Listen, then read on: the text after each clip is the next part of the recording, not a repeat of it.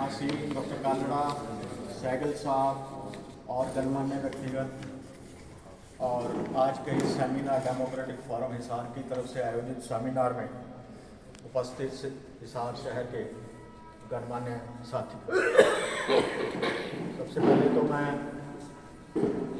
Democratic forum Hisar का धन्यवाद करता हूं कि ये कि बहुत ही महत्वपूर्ण विषय है जो हमारे देश के लिए, हमारे संविधान के लिए, हमारी संविधान की जो मूल भावनाएं हैं उसके लिए, उसके ऊपर आपने ये सेमिनार रखा है और उसमें मुझे आपने बुलाया है अपनी बात कहने के लिए। मुझे उम्मीद है, मकसद यही है कि हम इस मुद्दे को थोड़ा विस्तार से समझें और कुछ चीज़ें हो सकता है आपको नहीं पता चले और जो उसके बाद डिस्कशन हो सकता है मुझे भी बहुत कुछ आपसे सीखने का और मौका मिले। तो ये विचार विमर्श है, ये अच्छी बात है और डेमोक्रेटिक फोरम जो है हिसार का मैं सुनता रहता हूँ, लगातार इस तरह की जो सेमिनार्स हैं, गतिविधियाँ हैं, करता रहता है। ये बहुत ही अच्छा है। ये सूचना जो है, जानकारी जो है, वो आधार होती है किसी भी डेमोक्रेसी का, किसी भी लोकतंत्र का, क्योंकि अगर सूचना नहीं होगी तो फिर हम अपने अधिकारों का भी सही ढंग से उपयोग नहीं कर सकते हैं। सूचना सबसे ज़रूरी होती है। अनलाइटेंड जो सिटीजनरी होती है, लोग होते हैं, वो आधार होते हैं किसी भी अच्छे लोकतंत्र का, गणतंत्र का। तो अच्छी बात है कि हिसार का डेमोक्रेटिक फोरम लोगों के साथ विचार विमर्श की जो परंपरा है और हमारी सदियों की परंपरा है, ये नई नहीं है। हमारे भारतीय समाज के अंदर ये सदियों से व्यापक है और उसको आगे बढ़ाने का काम हिसार का डेमोक्रेटिक फोरम कर रहा है। इसके लिए बहुत ही बधाई के पात्र हैं। अच्छा है। जैसा कि विषय आपको मालूम है, वन नेशन वन इलेक्शन, और उसके ऊपर बिल भी आ गया है। आप जानते हैं, बुनियादी चीज़ें मैं उम्मीद करता हूं कि आपको मालूम होंगी। रामनाथ कोविंद कमेटी बनाई थी सरकार ने, और ये ऐसा नहीं है कि पहली बार कोई ये मुद्दा उठा है, ये मुद्दा पहले उठता रहा है। अलग अलग जो क्वार्टर हैं हमारे पॉलिटी के या हमारे समाज के, उनमें ये बातें होती रही हैं और इसका कहीं ना कहीं जिक्र पहले कुछ रिपोर्टों में भी है। जो 1998-99 की जो लॉ कमीशन की रिपोर्ट है उसमें भी इसका जिक्र है, लेकिन वो 98-99 की रिपोर्ट में तो और भी बहुत कुछ है, उसका जिक्र कोई नहीं करता। उसका मैं जिक्र करूँगा।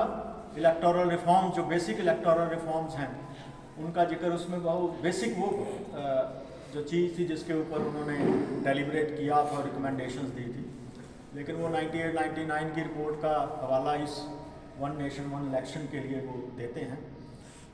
तो पहले ये बातें उठती रही हैं, लेकिन इस दिशा में कंक्रीट स्टेप जो हैं वो 2014 के बाद जब नरेंद्र मोदी की सरकार आई, उसके बाद से वो काफ़ी मुद्दा जो है ये उठने लगा और फिर उन्होंने रामनाथ कोविंद कमेटी बनाई।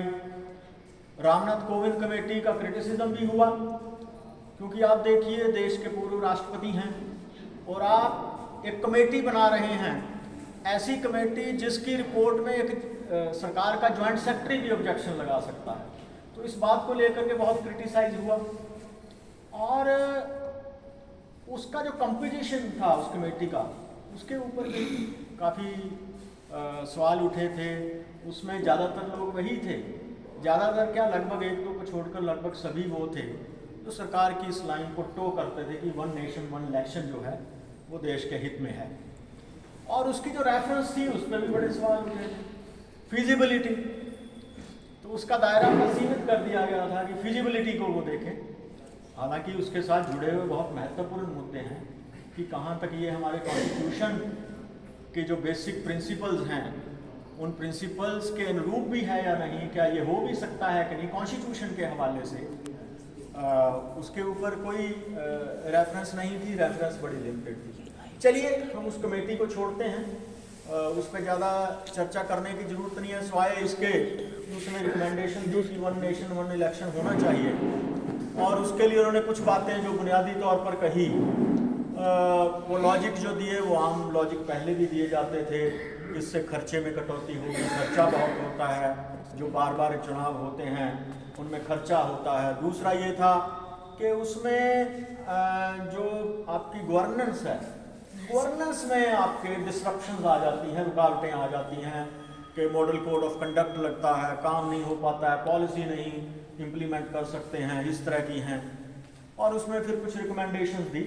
वो रिकमेंडेशन लगभग जो हैं, आपका जो इन्होंने बिल पेश किया 2024 के अंदर, उसके अंदर वो उन्होंने लागू कर दी हैं। वो जैसे अभी आपको बताया गया कि वो अभी बिल पास नहीं हुआ है, वो पास हो भी नहीं सकता था क्योंकि उसके लिए 2/3 मेजॉरिटी चाहिए थी। कॉन्स्टिट्यूशनल अमेंडमेंट है, संविधान में संशोधन है, और 368 जो कॉन्स्टिट्यूशन का प्रोविजन है उसके तहत आपको 2/3 मेजॉरिटी चाहिए। और कुछ चीज़ें हैं जिसके लिए अमेंडमेंट अगर आपने कॉन्स्टिट्यूशन में करनी है तो वो आपको कम से कम आधी स्टेटों का जो है वो भी कंकरेंस जो है वो चाहिए, तो वो नहीं पास होना था। हालांकि पी चिदम्बरम ने पीछे एक आर्टिकल लिखा था कि इनको पता था ये पास नहीं होना, फिर भी ये पेश कर रहे हैं, तो क्या कुछ और तो नहीं है मन में इनके। तो चलिए उसको छोड़ते हैं हम, ज्वाइंट पार्लियामेंट्री कमेटी के सामने वो है। लेकिन सरकार की पूरी मंशा है कि उसको लागू करे, और इसलिए उसके ऊपर डिबेट करना, विचार करना हमारे लिए जरूरी है। अब हम उस बिल की बात करें